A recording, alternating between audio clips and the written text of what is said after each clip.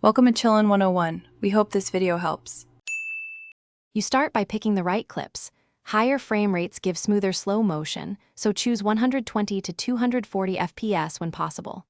Once imported, set your project frame rate to the final export rate, like 24 FPS, so timing matches sound. Make proxies if your machine stutters. Next, scrub the track and place audio markers on your beat hits. Those markers become anchors. While doing this, trim clips to approximate beat windows so you can align slow motion segments without guessing. Now you perform the core work. Create speed ramps around each marker, easing from normal speed into slow motion and back out with smooth retime curves. Aim for 0, 5 to 0, 2x for dramatic effect but vary per clip to match movement intensity.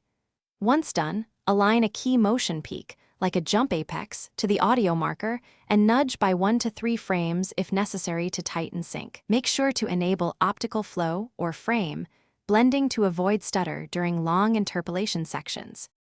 Finish by polishing. Color grade for visual consistency, add motion blur or echo layers to mask micro jitter, and trim transitions so beats snap cleanly. Once polished, export short 10 to 20 second test renders to confirm audio sync and that optical flow didn't create artifacts. If things go wrong, stutter, or warping, try converting problematic 60 FPS footage to higher nominated frame rates using frame interpolation, or shorten the ramp. Finally, render final montage at your set project frame rate and recheck full-length timing. Thanks for watching.